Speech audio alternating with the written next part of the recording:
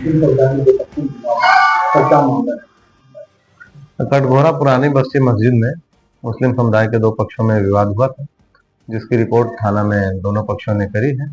दोनों पक्षों की रिपोर्ट पर वैधानिक कार्यवाही की जा रही है।